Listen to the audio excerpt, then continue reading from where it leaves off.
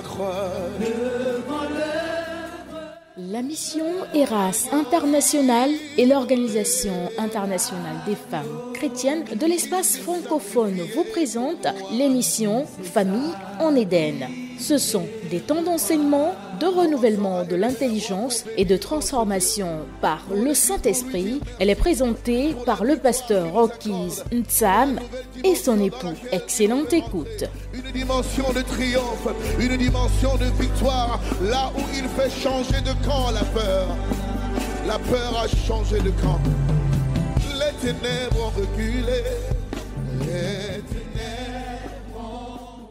Amen, amen. Nous sommes de retour. Nous sommes encore avec vous ce matin par la puissante main de Dieu. Et avant de commencer toute chose, nous allons recommander la séance entre les mains du Seigneur. Père, nous te disons merci pour l'occasion que tu nous as encore donnée. Je ne sais pas si quelqu'un dans une partie du monde, c'est le matin ou le soir, mais nous disons merci pour toutes choses, pour ces personnes que tu as déjà préparées pour entendre le message que tu veux leur donner. Seigneur, c'est vraiment que c'est toi qui amènes l'équilibre, qui amène la restauration, qui refait toutes choses, qui amène la possibilité là où il y avait l'impossibilité, la fertilité là où il y avait l'infertilité, l'abondance là où il y avait la pauvreté, le manque. Aujourd'hui, Seigneur, nous voulons te confier toutes choses. Nous voulons, Seigneur, que tu nous conduises dans la révélation de ta parole pour ta seule gloire, Seigneur. Nous sommes reconnaissants pour tout ce que tu fais pour nous. Au nom de Jésus-Christ.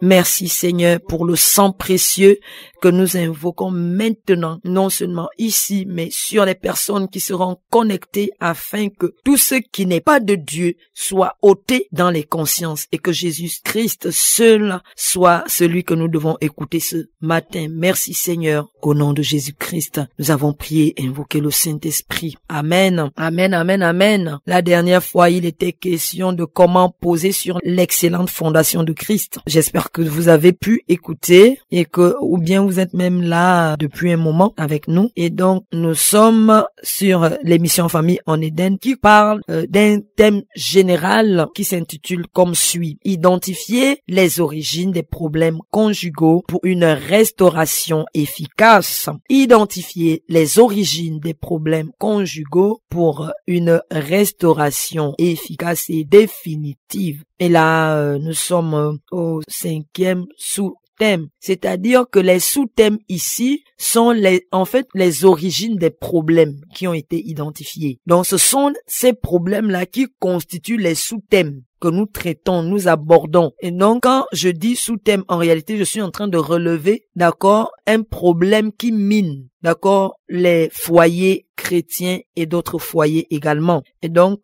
aujourd'hui, il est question du non-respect des principes divins par les époux. C'est un problème, la nocivité du non-respect des principes divins par les époux. Je répète, la nocivité du non-respect des principes divins par les époux. Il y a des problèmes lorsqu'on n'obéit pas à ce que Dieu a dit. C'est-à-dire quoi? Ce que nous allons dire aujourd'hui, c'est vraiment, le Saint-Esprit me disait il y a quelque temps que, en fait, le passage d'Éphésiens 5, versets 22 à 33, c'est un passage qui est en réalité adressé aux personnes qui ne sont pas encore matures. Pourquoi? C'est parce que lorsque vous avez déjà atteint une certaine croissance spirituelle importante durant votre temps de célibat, et qu'est-ce qui se passe? Vous manifestez déjà la nature de Dieu. Donc, le fruit de l'esprit est déjà établi en vous, ou du moins à un niveau. Et donc, quand on parle maintenant d'aimer sa femme comme Christ a aimé l'Église, ce n'est plus un problème. Quand on demande à la femme de se soumettre, c'est pas non plus un problème. Donc ici, quand Paul parle aux Éphésiens, en réalité, si on parle des personnes qui se sont connues dans le monde et qui sont venues à Christ, d'accord, des couples qui se sont connus dans le monde et qui sont venus à Christ, parce que là, c'est maintenant qu'on va les bâtir sur la fondation de Dieu, d'accord. C'est maintenant il y a des critères qu'on va les enseigner. Alors que ceux qui se sont mariés chrétiennes, ces personnes qui se sont mariées chrétiennes, vous voyez, ces personnes-là ont déjà la nature divine d'accord? La nature divine.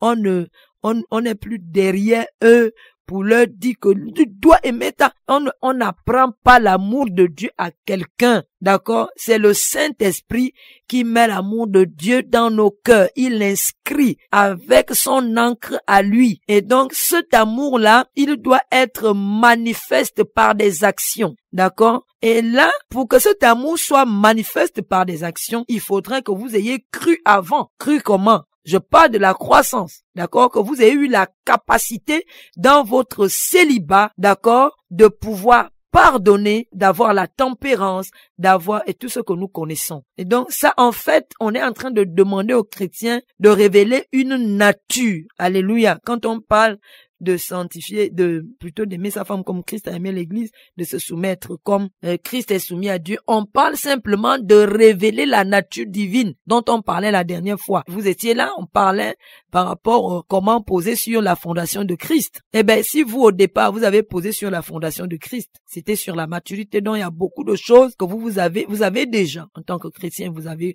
fait une bonne croissance, et donc on va pas tout le temps vous ressasser, vous dire que non, il faut aimer ta femme. Non, parce que simplement, la nature de Dieu est déjà manifeste en vous. Amen. Les sens ne guident plus votre foi. Les sens ne guident plus vos décisions. C'est l'homme intérieur qui a été établi maintenant, qui suit les recommandations sans trop de difficultés. Et donc, c'est cela en fait. Et ici, il s'agit de la nocivité du non-respect des principes divins par les époux. Donc, nous allons nous appuyer sur Éphésiens 5. En fait, moi, je vais même pas relire ça mais je vais quand même relire. Parce que même si vous connaissez, je vais relire quand même.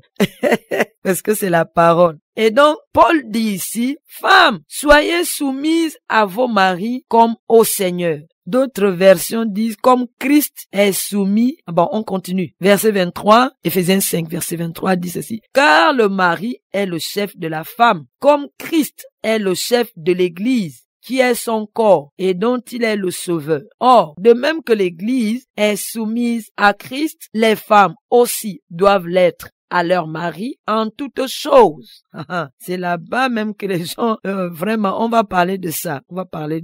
Donc, 25, Marie, aimez vos femmes comme Christ a aimé l'Église et s'est livré lui-même pour elle, afin de la sanctifier par la parole, après l'avoir purifiée par le baptême d'eau, afin de faire paraître devant lui cette église glorieuse, sans tache, ni ride, ni rien de semblable, mais sainte et irrépréhensible. C'est ainsi que les maris doivent aimer leurs femmes comme leur propre corps. Celui qui aime sa femme s'aime lui-même.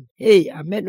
Car jamais personne n'a haï sa propre chair, mais il la nourrit et en prend soin, comme Christ le fait pour l'Église, parce que nous sommes membres de son corps. C'est pourquoi l'homme quittera son père et sa mère et s'attachera à sa femme, et les deux deviendront une seule chair. Ce mystère est grand. Je dis cela par rapport à Christ et à l'Église. Du reste, que chacun de vous aime sa femme comme lui-même, que la femme respecte son mari. Et donc, vous allez lire 1 Corinthiens 13 chez vous. Amen. 1 Corinthiens 13 chez vous. Je voudrais d'abord dire, vous voyez que tout ce qu'on a relevé ici, ça parle de manifester la nature de Christ. En clair, manifester la nature de Christ. C'est tout. C'est-à-dire, en termes élémentaires, c'est ce que ça signifie. À qui est-ce qu'on est obligé maintenant de dire, que tu dois révéler la nature de Christ? C'est celui qui a des difficultés pour révéler la nature de Christ. Et je veux dire ici que, s'il vous plaît, ces choses dont on est en train de parler, vous ne pouvez pas le faire sans l'apport du Saint-Esprit. C'est difficile et lourd pour un homme d'obéir à la loi de Dieu sans le Saint-Esprit. D'ailleurs, les Israélites sont les exemples de ça. C'est-à-dire que sans le Saint-Esprit, c'est difficile de manifester ces choses. D'accord? Donc aujourd'hui, bien-aimés, nous devons savoir une chose. La parole de Dieu, la Bible dit qu'elle est tranchante. La parole de Dieu transporte, elle est esprit et vie. La parole de Dieu, c'est sa loi. La parole de Dieu, c'est Dieu lui-même. La parole de Dieu, elle est la bénédiction. En elle, se trouve la bénédiction. La parole de Dieu, c'est Jésus-Christ. Donc, ça veut dire quoi? Que nous devons placer la parole de Dieu au-dessus des petites personnes que nous sommes. Nous devons pratiquer la parole de Dieu selon que le Saint-Esprit nous le donne de faire. Amen. Donc, ici, vous ne pouvez rien faire si vous n'avez pas reçu la puissance par le Saint-Esprit d'obéir convenablement à ces choses dont il est question. Et là, aujourd'hui, je vais d'abord commencer par l'homme parce que l'homme est le chef. Il est demandé à l'homme, je reprends le thème, c'est la nocivité du non-respect des principes divins. Et donc, par les époux, et donc, il est demandé à l'homme d'aimer sa femme comme Christ a aimé l'Église. Donc, ta première attitude ici, c'est de dire que je ne peux pas aimer ma femme comme Christ a aimé l'Église. C'est impossible parce que sans le Saint-Esprit, c'est le Saint-Esprit qui met l'amour de Dieu dans nos cœurs. Donc, je ne peux pas manifester cet amour sans lui. Je peux bien prendre la décision de le faire. Mais si la puissance de l'Esprit de Dieu n'est pas avec moi, si je ne lui dis pas, Seigneur, je ne peux rien faire sans toi. D'accord? C'est d'abord à ça. Tu commences par là en tant qu'homme. Ne te sens surtout pas capable devant Dieu. Il faut avec humilité demander à Dieu de t'aider à lui obéir. Tu ne peux pas lui obéir si il n'est pas lui-même avec toi. Donc, la première bonne attitude pour restaurer un foyer, d'accord? Ou bien, oui, pour restaurer un foyer, parce que là, c'est une source de problème qu'on identifie ici. C'est le non-respect des principes divins, d'accord? Et donc, j'identifie que c'est cela, que depuis un moment que je chemine avec ma femme ou mon époux, on ne respecte pas les principes de Dieu. Chacun agit à sa manière. Et dans mon foyer, c'est la chair qui parle, c'est l'égoïsme, c'est l'irrespect, c'est l'infertilité, d'accord? J'ai constaté ça. Aujourd'hui, Dieu dit, c'est parce que vous ne respectez pas les recommandations, les prescriptions que j'ai données ici, d'accord? Et donc, moi, je suis homme, je reconnais que je ne peux pas le faire. Et donc, Seigneur, conduis-moi parce que j'ai vraiment regardé, j'ai vu que c'est cela. Je n'arrive pas à aimer ma femme comme on a dit, comme Christ a aimé l'Église. Qu'est-ce que ça signifie? Ça signifie quoi? Que Christ, premièrement, on dit quoi? C'est sacrifié pour elle. Ça veut dire que l'amour dont il est question ici, c'est le sacrifice. C'est-à-dire que je dois prendre soin d'elle. La première chose, d'abord je dis quelque chose, c'est que pour que j'y arrive, je dois voir comment Dieu lui-même fonctionne avec moi. D'accord? Comment le Saint-Esprit se comporte avec moi. D'accord? Pour que je puisse le faire, je vais regarder cette relation-là que j'entretiens avec Dieu. J'espère que vous avez une bonne relation avec Dieu, parce que ce sera difficile pour vous. Et donc, comment Dieu fait avec moi? Premièrement, qu'est-ce que Christ a fait, qui est l'époux, d'accord, de nous tous? La Bible dit qu'il a aimé l'Église quand l'Église était même dans le monde, c'est-à-dire quand nous errions ça et là. Nous n'avions pas une belle forme spirituelle. Nous étions esclaves de quelqu'un. Ça veut dire quoi? Tout ce qu'on transportait là, c'était mauvais. Mais le Seigneur a cru à notre transformation lorsqu'on vient à lui. Amen. Lorsqu'on marche selon ses ordres. Lorsqu'on est de nouveau. Donc, qu'est-ce que Christ a fait? Il a cru d'abord que cela est possible. Amen. Le Seigneur a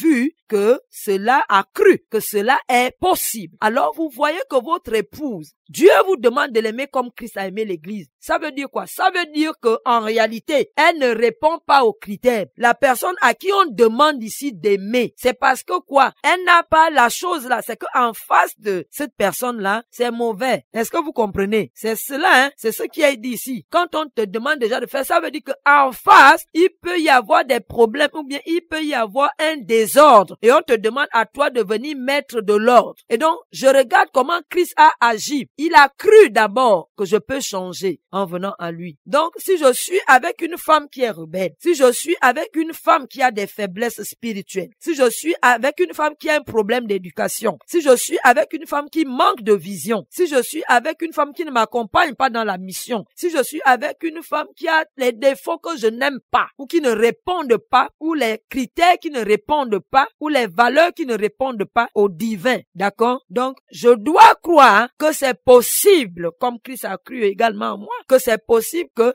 si on amène l'ordre, si je commence à l'aimer, alors qu'est-ce que je vais faire? Je vais commencer à m'intéresser à son spirituel parce que c'est le plus important. Je constate qu'elle a un problème de vision, elle n'arrive pas à me suivre. Comment je vais faire, hormis tout ce qu'on a cité avant, hein? Là maintenant on est vraiment dans la volonté de Dieu, d'accord? Je constate qu'elle n'arrive pas à me suivre, à parler le même langage spirituel. Ça veut dire que c'est peut-être un bébé spirituel, d'accord? C'est quelqu'un qui est encore à un niveau avec Dieu. Et donc je vais prendre patience. Je vais commencer à faire quoi? Moi je connais quand même un petit peu en tant qu'homme, je commence à prendre soin d'elle spirituellement. Donc dans mes temps de prière, dans mes temps d'intimité, j'espère que l'homme, oh, vraiment, nous avons des problèmes, hein, parce que celui qui est dit chef ici, là, c'est celui qui est soumis à Christ lui-même d'abord. Et voilà que plusieurs hommes ne sont pas soumis à Christ. Vous voyez pourquoi ils ont des problèmes dans leur foyer, parce que eux-mêmes ne manifestent pas cette obéissance-là au Seigneur Jésus. C'est ça. Donc celui qui est chef ici, c'est celui-là d'abord qui est soumis à Christ lui-même. Et voilà que lui ne sait même pas comment il faut avoir une bonne relation avec Dieu. Lui aussi, il se lève un matin comme ça et puis il prie et puis c'est fini. Mais vous devez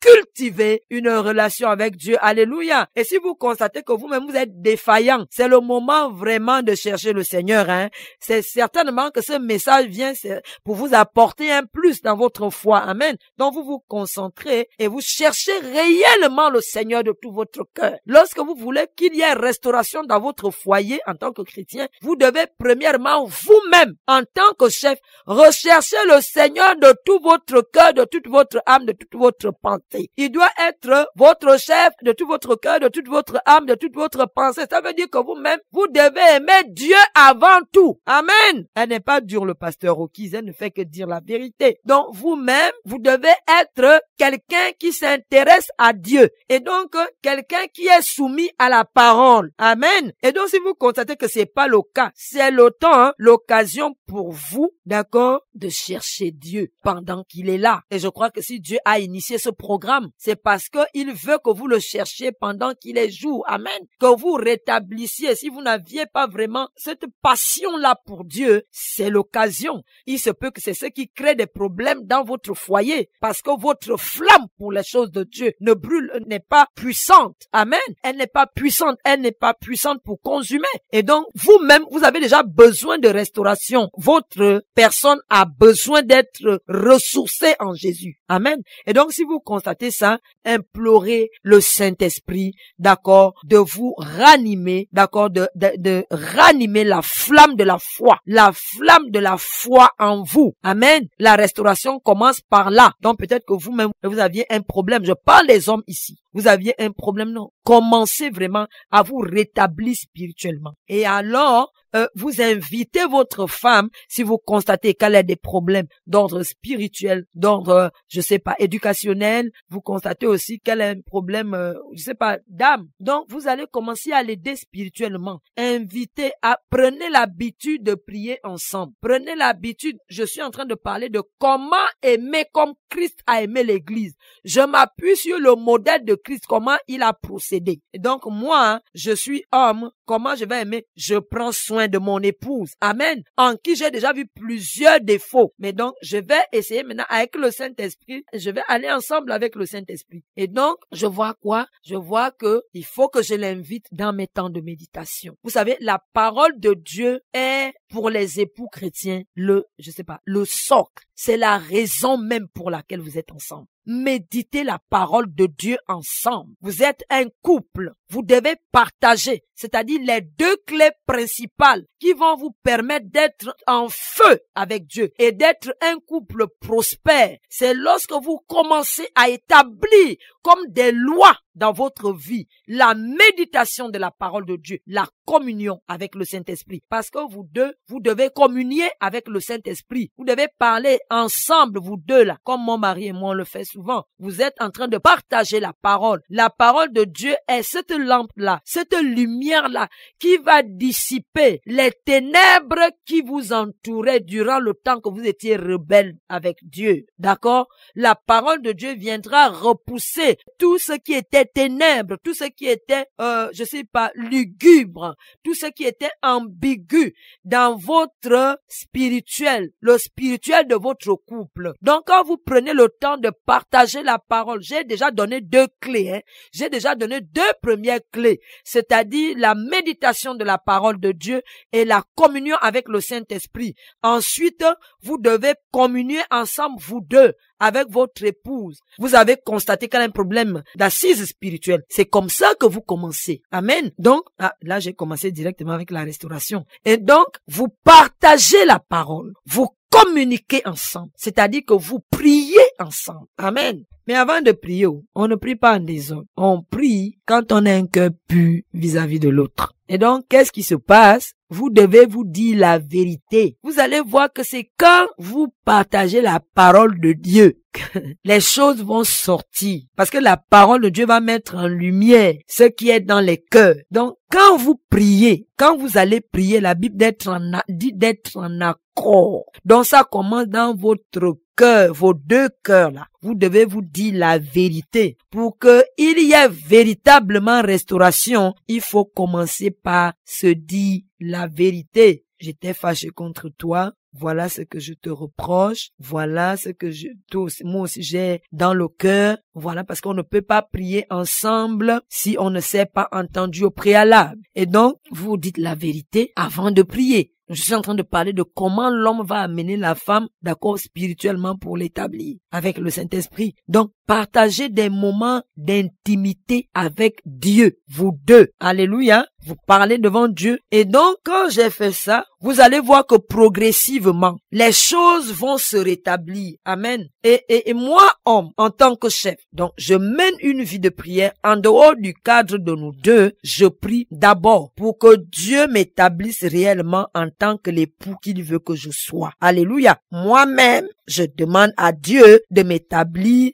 d'imprimer le modèle d'époux qu'il est en moi. Parce que je ne peux pas prier pour que Dieu établisse ma femme si moi-même je suis égoïste. Dieu ne l'établira pas. Dieu n'amènera pas la restauration si moi-même je suis égoïste. Donc je commence par demander à Dieu de me travailler. Amen. Ensuite, quand progressivement, quand le Seigneur voit que vous-même, vous le cherchez réellement, il va commencer également à faire un travail au niveau de votre épouse. Un travail, nous partons d'abord du spirituel. Il va commencer aussi à faire un travail spirituel au niveau de votre épouse. Pour les femmes, par exemple, qui transportent un héritage familial, un héritage ancestral. Donc, vous avez constaté, donc, vous priez afin que même ces choses-là se révèlent, que ces choses-là se manifestent pour qu'elle en soit libérée. Bon, je dis libérée, elle est déjà un enfant de Dieu. Et quand je dis libérée, c'est que ces influences familiales-là ont tendance à rejaillir dans les foyers. Et donc, vous priez afin que cela ne soit plus son partage. Et donc, vous allez voir, parce que parfois, certaines femmes réagissent dans les foyers parce qu'elles sont sous influence. Parce que ces esprits desquels nous avons été libérés, souvent, ils nous suivent parce qu'ils veulent vous égarer. Même si vous ne leur appartenez plus, mais ils veulent toujours vous égarer. Donc, ils peuvent influencer dans le foyer. Est-ce que vous voyez? Donc, vous priez pour sa libération. Vous priez afin que ces influences-là ne puissent plus l'être. Parce que quand elle est influencée, c'est votre foyer. Donc, vous prenez soin d'elle. Alléluia. Ne commencez pas par les condamnations. Ne commencez pas par les accusations. Ne dites pas que c'est elle. Non! Avec Dieu, quand tu montres les 3 doigts là devant, ou bien les 2 doigts là, vous voyez, quand tu dis que la personne, c'est elle qui a un problème, les 3 doigts là vous regardent. Ça veut dire que vous-même, vous avez un problème. Amen. Vous-même, vous avez déjà un problème. Donc, n'accusez pas. Faites la lumière d'abord en vous avec le Saint-Esprit. Faites, maintenant, quand vous avez fait la lumière, vous priez et la lumière là elle va illuminer également votre maison. Alléluia. Donc, moi, je suis homme. Donc, je m'intéresse d'abord au spirituel. Donc, je suis un mari, comme Jésus s'est d'abord intéressé au spirituel de l'église. Il a fait quoi? Il nous a délivrés de la puissance de Satan et il nous a transportés dans son royaume. C'est ça? Donc, vous aussi, vous faites la même chose. Vous voyez que ça ne va pas. Donc, spirituellement, établissez, d'accord, un emploi du temps, quelque chose qui institue dans votre maison des temps de prière, de méditation avec les enfants, les week-ends. Vous parlez parole matin avant que personne ne sorte. Tout le monde se lève, on partage la parole, on prie ensemble. Alléluia. Quand on prend la parole, on prend les temps de parole, on les cultive dans les familles, on se rend compte que les choses même qui étaient cachées vont commencer par se manifester. Pourquoi? Parce que lorsqu'il y a la parole quelque part, de manière sincère, les gens invoquent Dieu dans la parole. Le Saint-Esprit descend et sa présence illumine les lieux. Alléluia. Donc s'il y a des choses, des tas qui étaient dans votre couple, dans votre vie avec même les enfants, dans votre relation conjugale, là sera progressivement mis en lumière, de manière à ce que vous puissiez prier contre ça. Amen. Le Saint-Esprit va commencer à enlever les écailles des yeux de tout le monde, parce que celui qui est chef a commencé à s'intéresser au bien-être spirituel de sa famille. Alléluia. Donc je vais commencer comme Christ a commencé. Alléluia. Comme Christ a aimé l'église et s'est sacrifié. Donc je suis le sacrificateur. Je commence à m'intéresser au spirituel de tout le monde. Amen. Et lorsqu'on finit, on quitte le spirituel, on vient dans le physique. Je vois que ma femme a un problème d'éducation. La parole de Dieu a tout, d'accord? Mais quand je vais parler avec elle, je vais parler avec elle avec amour. La Bible continue de parler comme Christ a aimé l'église. On dit, il a sanctifié. Sanctifié, tu notes avec moi, non? C'est toujours dans Éphésiens 5, verset 22 en allant. Et donc, sanctifier, c'est quoi? Donc, je constate qu'elle a un problème éducationnel. Donc, je vais commencer à faire quoi? On dit le mari va enseigner la femme. Quoi? Il va commencer à la sanctifier avec la parole de Dieu. Tu sais, j'ai constaté que tu lui parles avec amour. J'ai constaté que tu as un problème d'éducation. D'accord? Bon, tu ne l'accuses pas. Tu parles avec elle. Tu parles, non seulement tu as fini de prier, tu vas voir des améliorations, parce que ce qui est sûr, dans ce cas-là, la prière marche. Elle marche, parce que vous voulez le bien-être de votre épouse. Donc vous allez voir que progressivement, même quand elle a un problème d'éducation, elle va commencer à se remettre en question. Alléluia. Elle va commencer à se remettre en question elle-même. Si elle ne s'intéressait pas à la parole, elle va commencer à s'intéresser. Alléluia. Et vous voyez aussi qu'elle a un don, un talent, quelque chose que Dieu a mis en elle. Une potentialité, il faut l'aider. Ne soyez pas jaloux. Ne soyez pas jaloux parce que votre femme va manifester un don de Dieu, un talent de Dieu. Non, il faut l'aider à s'en sortir. Je disais la dernière fois que j'ai vu à chaque niveau comment mon mari m'a soutenu. Même quand il était encore moi, je ne faisais, à l'époque, je ne faisais rien. Lui, il travaillait. Il trouvait toujours un temps. C'est lui qui était maintenant là. Je me rappelle encore ces moments-là. Quand le Saint-Esprit m'a amené dans les recherches, il m'a enfermé pendant des années parce que je devais faire les recherches sur l'église. Il devait me parler de l'église. Et donc, j'ai vu que moi, je faisais des recherches. J'avais besoin de faire des recherches sur Google. Et lui, il travaillait dans la télécommunication. Et donc, chaque chose dont j'avais besoin, il me l'amenait. Bien qu'il n'était pas là, souvent avec moi, tout ce que je demandais, il amenait. Tout document dont j'avais besoin, il me le fournissait. Il me faisait même des cahiers très beaux. Il m'amenait ça. C'est comme ça que j'ai étudié seul avec le Saint-Esprit pendant des années. Et donc, qui me fournissait les documents, c'était lui. C'était sa façon à lui, bien qu'il était aussi un jeune homme, c'était sa façon à lui de m'aider dans le don, la chose que Dieu a mis en moi. Le dépôt divin était en train de sortir. C'était sa façon à lui de contribuer. Amen.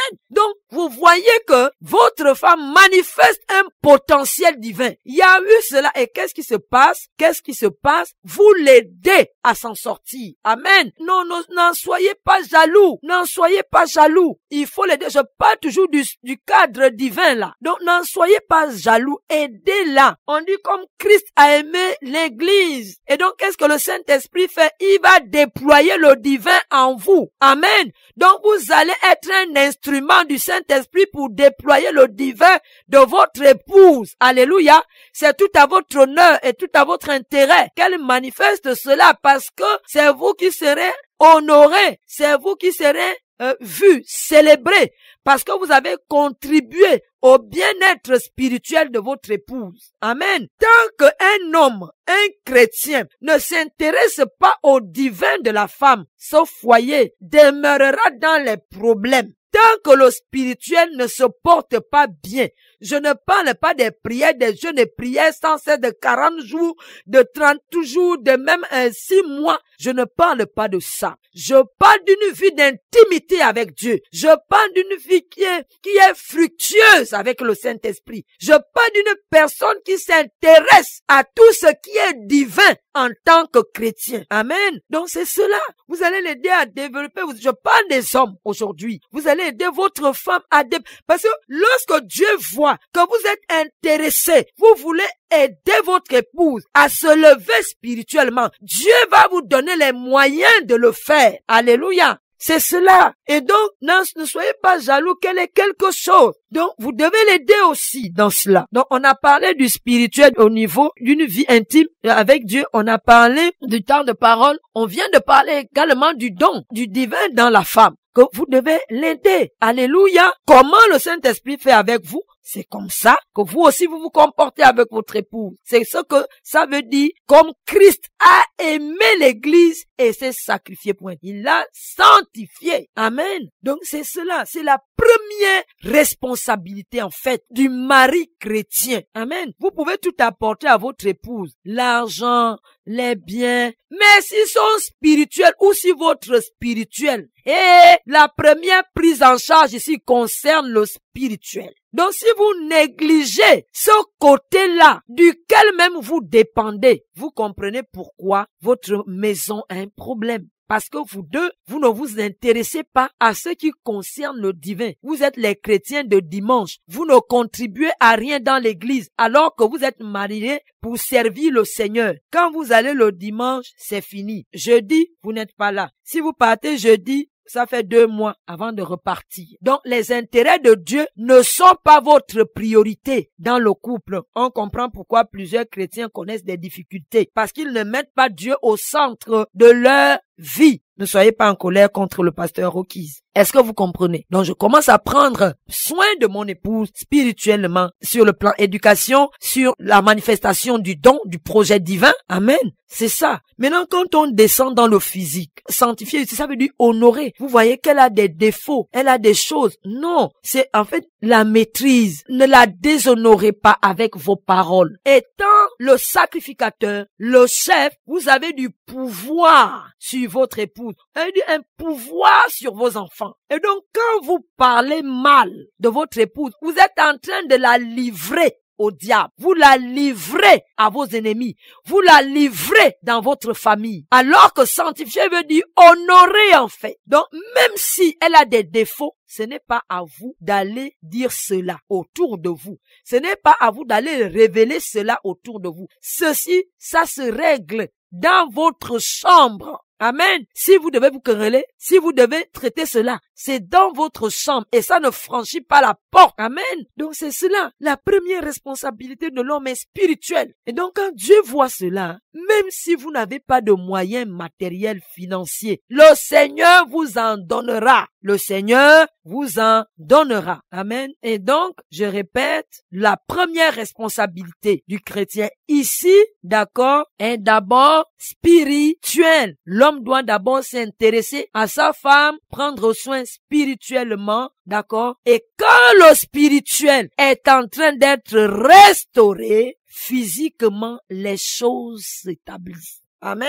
Donc, le bon spirituel va influencer. Donc, la restauration ici, concernant les personnes qui avaient pour problème le non-respect, c'est d'abord que l'ordre va revenir dans le spirituel. Amen. Là, ça va commencer, la restauration commence par la réglementation de votre vie spirituelle. Parce que généralement, je vous assure que les problèmes des chrétiens se trouvent là-bas. Lorsqu'on ne s'intéresse, c'est juste tout ce qui est terrestre, le matériel qui nous intéresse. On ne se préoccupe pas de ce que Dieu dit dans notre vie. Il y a un projet pour lequel nous sommes ensemble. Qu'est-ce que Dieu en pense? Amen. Donc, je vais laisser aussi mon mari dire quelques mots. Là, vous pouvez vous procurer les supports. Donc, que Dieu vous bénisse. Je vais passer la parole aussi à mon mari. Amen, amen, amen. Amen, amen, amen. Vous êtes vraiment bénis. Au nom de Jésus, nous disons merci à maman, vraiment pour ces enseignements très enrichissants. Vraiment ces points, vraiment très capitaux qui vraiment vont aider nous les hommes. Vraiment à pouvoir manifester, en tout cas, le potentiel que Dieu a mis en nous. Donc, quant à moi, ce que je voulais partager avec vous, c'est que, premier point, ce que nous devons comprendre, parce que ce qui intéresse l'homme, c'est quand on dit qu'il est chef. Tout homme veut être chef dans le foyer.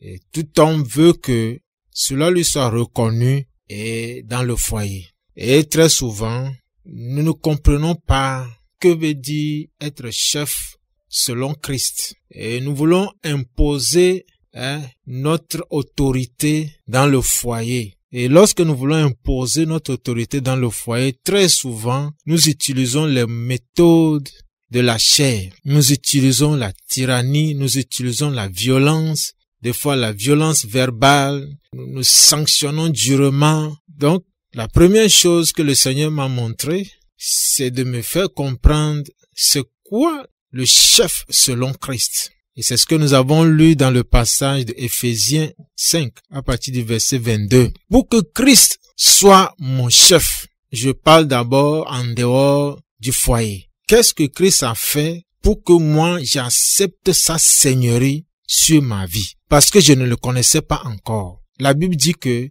j'étais rebelle, j'étais égaré. J'allais ça et là. J'étais étranger à la vie de Dieu. Et je marchais selon le prince de ce monde des ténèbres, selon Éphésiens 2. Alors, Christ m'a vu dans mon désarroi. Christ a eu compassion de moi et il a fait quelque chose de très important. Dieu a fait quelque chose de très important, c'est que il a payé un grand prix. Il a donné ce qui lui est cher, son fils unique. Il a livré pour nous. Il a condamné. La Bible dit que lui qui n'a point péché, il a fait devenir pécheur. Alors, quand moi, je saisis l'amour de Dieu pour moi, je suis troublé. Je commence à admirer l'amour de Dieu et ça me dépasse. Et c'est parce que je scène ce que Dieu a fait pour moi, alors je commence à accepter son amour. Je commence à accepter sa seigneurie sur ma vie. Je suis prêt maintenant à me soumettre à son autorité. Je suis prêt maintenant à lui donner toute ma vie. Je suis prêt à lui obéir. Mais avant ça, Jésus a fait quelque chose de très important. Et je n'étais même pas encore conscient en ce moment. Voilà en quoi est-ce que Jésus est chef. Alors, quand il vient maintenant dans le foyer, il dit que je suis chef, je le suis selon la pensée de Dieu et non selon la pensée du monde. Et Jésus dit que celui qui veut être chef, il faut d'abord qu'il soit serviteur. Vous voyez? Donc, c'est ça. Donc, le chef doit manifester d'abord l'amour, comme maman l'a dit. C'est quoi l'amour? L'amour ici, ce n'est pas un sentiment. Quand on parle de l'amour de Dieu, ce n'est pas un sentiment. Parce que quand Dieu voit le pécheur, sa justice le pousse à le punir, à le juger, à le condamner. Mais son amour lui vient au secours. Donc, Dieu laisse de côté sa justice et il manifeste son amour. Donc vous voyez que ce n'est pas un sentiment en ce moment. C'est une décision que Dieu a prise de nous sauver. Et il a posé une action. Donc l'amour se démontre. L'amour se manifeste. C'est pas seulement dans les paroles. Alors, qu'est-ce que Dieu a fait? Celui qui aime doit se sacrifier. Première chose. Tu dis que tu aimes ta femme, c'est pas dans les sentiments, hein, parce qu'elle va te blesser par son comportement, elle va te blesser par ses paroles. Mais toi, qu'est-ce que tu dois lui retourner? L'amour. Donc, des fois, tu dois te sacrifier. Des fois, tu as besoin de t'énerver, mais tu ne t'énerves pas. Tu lui montres l'amour. Donc, l'amour n'attend rien de retour. Et très souvent, nous voulons que notre femme mérite l'amour que nous lui donnons. Ou notre conjoint mérite l'amour que nous lui donnons. Non, l'amour de Dieu n'est pas comme ça. L'amour n'attend rien de retour. L'amour ne pose pas de conditions. Pour que je t'aime là, il faut que... Non, c'est parce qu'elle ne fait pas ceci. C'est pourquoi moi aussi je ne fais pas ça. Non. L'amour supporte tout. Ce sont des choses que nous connaissons en fait. Dès que nous sommes venus à Christ, un jour je parlais avec un frère qui venait d'avoir un problème avec sa femme et je le conseillais sur comment il doit aimer sa femme. À la fin il me dit, pasteur, tu sais, je connais ces choses-là, mais je n'arrive pas encore à les manifester. Je les connais, mais je ne les pratique pas encore. Donc, c'est ça aussi. La connaissance ne suffit pas. Quand la connaissance vient, il faut à un moment donné qu'elle se transforme en une connaissance expérimentale. Et ceci, c'est par un processus. Très souvent, quand les gens ont des problèmes dans le foyer et qu'ils viennent voir un homme de Dieu, oui, nous leur présentons ce verset que nous connaissons. Femme, tu dois te soumettre. Mari, tu dois aimer ta femme. Ils le connaissent déjà. Quand vous dites ça seulement, ils vont revenir, même problème. Parce que ils n'ont pas cette nature-là en eux. C'est seulement une connaissance. C'est pas encore transformé en nature chez eux. Donc, ils ne peuvent pas manifester cet amour-là que vous voulez qu'ils manifestent. C'est à travers un processus. C'est pourquoi maman a dit que un bébé spirituel ne peut pas aimer. Là, il faut que la femme donne du temps à son mari d'apprendre l'amour divin. Il faut que l'homme donne du temps à sa femme d'apprendre la soumission de Dieu. Parce qu'ils n'ont pas eu le temps de le faire dans le célibat ou dans le monde. Maintenant que ils se sont précipités pour se marier, ils se rendent compte qu'ils n'ont pas ce caractère-là d'amour, cette nature amour de Dieu-là en eux. C'est maintenant que le Saint-Esprit va les amener. Donc, il faut un temps. Ce n'est pas de l'automatisme. Donc, l'amour est patient. Amen. Donc, je veux que ma femme se soumette. Je dois commencer à manifester l'amour de Dieu et je dois être patient dans la prière, faisant confiance à Dieu que le Saint-Esprit va commencer à transformer mon partenaire. Je me rappelle quand on était encore jeune, quand on avait des problèmes dans le foyer, lorsqu'il y a une incompréhension ou bien lorsque je fais des reproches à mon épouse, lorsque je parle une fois, elle n'a pas saisi, je ne veux pas insister parce que après ça peut amener des problèmes. Qu'est-ce que je fais? Je vais au Saint-Esprit, je pose le problème. Saint-Esprit, voici la situation. Je te confie mon épouse parce que je crois que c'est toi seul qui peux la transformer. Moi, je ne peux pas. Voilà. Donc, moi, je ne peux pas. Toi seul, tu peux. Et je vous assure, la force d'un couple, c'est lorsque les deux ont une relation avec le Saint-Esprit. Alléluia. Si vous n'avez pas une bonne relation avec le Saint-Esprit, ça ne va pas marcher. Parce que pendant que l'autre se confie au Saint-Esprit pour que l'autre soit changé, le second conjoint est rebelle. Lui n'est pas soumis à la parole. Lui n'est pas soumis à Dieu. Vous voyez? Donc la force de notre couple, c'est cette relation intime-là que chacun a avec le Saint-Esprit. Alors, quand ça ne va pas, chacun va dans la prière, le Saint-Esprit lui dit en même temps, mais tu sais, tu t'es mal comporté. Va t'excuser. En même temps, ça ne dit pas. Il dit non, la décision que tu as prise là, elle n'est pas la juste. Elle n'est pas selon ma pensée. Faut laisser tomber. Vous voyez? Donc, la communion, bien la relation avec le Saint-Esprit doit être une force d'un couple. Si vous n'avez pas ça, vous allez souffrir. Donc, je disais que l'amour fait des preuves. La Bible dit que Dieu a démontré, Dieu a prouvé son amour envers nous. En ce que lorsque nous étions pécheurs, Christ est mort pour nous. Vous voyez? Donc, l'homme doit prouver son amour. C'est dans les petites choses et c'est au quotidien que nous devons prouver notre amour envers notre épouse. Et très souvent, c'est quand ça ne va pas. Ce n'est pas quand tout va bien que non, je vais aller acheter une rose, je vais aller acheter, je ne sais pas, un cadeau. C'est bon. Mais quand ça ne va pas là, quand elle adopte un comportement rebelle, oui, c'est là que Dieu veut que je manifeste le caractère amour agapant. Elle est rebelle, mais je dois la supporter. Je dois manifester l'amour. Je donne une instruction, elle ne fait pas. Quelle doit être mon attitude? Elle vient de mépriser mon autorité. Comment je dois me comporter? C'est ça l'amour. Ou bien la femme, ton mari vient de t'insulter. Ton mari vient de te déshonorer devant ses amis. Comment je dois me comporter? C'est ça. Mais bon, ce n'est pas de l'automatisme, comme je le disais. C'est vraiment, nous devons prendre le temps devant Dieu avec l'aide du Saint-Esprit et pas à pas, il va mettre ce caractère-là en nous. Au début, nous pouvons connaître des échecs, c'est-à-dire quand nous voulons manifester ce caractère-là, il peut nous arriver d'échouer. Mais c'est le processus par lequel le Saint-Esprit bâtit ce caractère-là en nous. Donc nous devons être persévérants. Nous devons vraiment rechercher véritablement, avec un désir ardent de manifester la nature de Dieu et solliciter chaque fois l'œuvre du Saint-Esprit. Être connecté avec la parole, c'est vraiment très important. Et sans la méditation de la parole de Dieu, aucun fruit ne peut se manifester. Je vous assure. Si vous n'êtes pas un avec la parole, non pas seulement une lecture, mais une méditation profonde de la parole, rien ne peut se produire parce que la parole prend chair.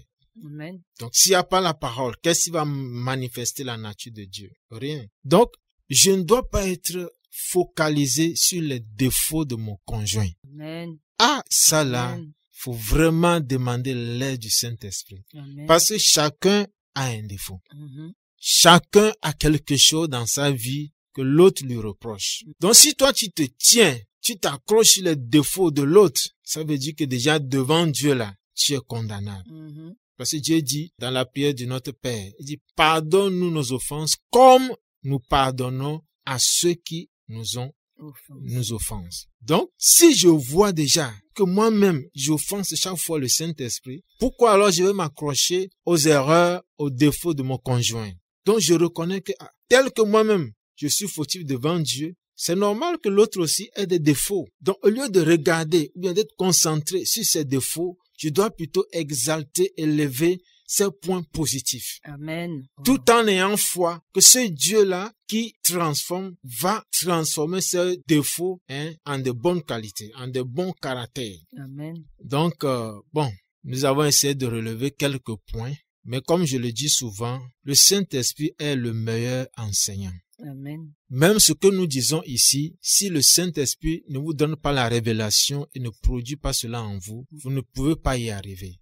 Donc très souvent, moi, la solution que je donne, c'est vraiment d'amener les gens à nouer une relation avec le Saint-Esprit. Amen. Et très souvent, je dis que nous avons l'impression de connaître le Saint-Esprit parce que quand nous naissons de nouveau, on nous présente très souvent les attributs du Saint-Esprit.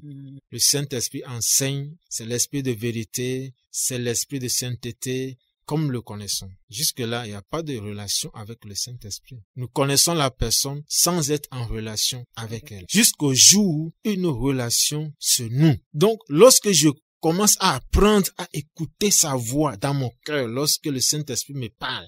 Parce que le Saint-Esprit parle à tout un chacun de nous. Il commence par la parole. Il prend la parole, mais il me parle au travers de la parole. Lorsque je lis la parole, j'ai l'impression que le Saint-Esprit me parle individuellement. Il commence par là, mais après, il va parler dans le cœur. Très souvent, les gens se limitent aux rêves, les gens se limitent aux visions. Ce sont des choses qui peuvent être erronées. Donc, quand le Saint-Esprit te parle dans le cœur, il y a une paix qui vient. Et il a sa façon de parler à tout un chacun. Et c'est à cette voie-là que nous devons être habitués. Et quand nous avons noué cette relation, vous allez voir qu'à chaque fois, le Saint-Esprit vous parle, il vous donne des instructions, il vous dirige dans la vie quotidienne. Vous allez voir que c'est pratique et ça vous donne la joie et ça vous évite beaucoup de choses. Et lorsque vous êtes à ce niveau-là, vous allez voir que votre vie de couple devient plus harmonieuse. Amen. Vous avez la paix, il y a moins de problèmes, vous vous comprenez et puis vous allez de l'avant. Donc, soyez bénis, que le Seigneur nous aide beaucoup et que sa grâce repose sur nous. Alléluia. Amen. Amen, amen. Vous avez noté avec moi les conseils qu'il a donnés lorsque vous avez constaté que vous êtes un couple qui a des problèmes de rébellion avec Dieu. Donc, c'est ça qu'il a relevé là. J'espère que vous serez présents la prochaine fois parce qu'on va terminer ce qu'on a commencé. Et donc, que Dieu vous bénisse, que sa grâce demeure avec chacun de nous. Nous pensons vous retrouver la prochaine fois. Demeurez dans la paix, dans la joie, que le Seigneur continue de se souvenir de vous. Oui, il faut que Dieu se souvienne de vous pour que les choses aillent mieux dans votre foyer. On va continuer le thème, la nocivité du non-respect des principes divins par les époux. Que Dieu vous bénisse. À la prochaine fois. Jésus est ressuscité. Est-ce que nous pouvons acclamer le ressuscité? C'était l'émission Famille en Éden qui vous a été présentée par l'Organisation des femmes chrétiennes de l'espace francophone OISF. Sont mises à disposition des livres, des clés USB, Contact, téléphone et WhatsApp, plus 241 62 10 26 06, plus 228 91 33 37 27. Vous pouvez être partenaire et soutenir les conférences Famille en Éden. Contactez-nous au plus 228 91 33 37 27. Code bancaire Ecobank. Code banque TG 055. Code SWIFT ECO CTG TG. Code IBAN TG 53 TG 05 50 17 01 14 08 96 37 30 01 85 ou par transfert d'argent à Western Union, MoneyGram ou encore RIA au nom de Ali Matissa. Que Dieu vous bénisse et que sa grâce repose sur vous.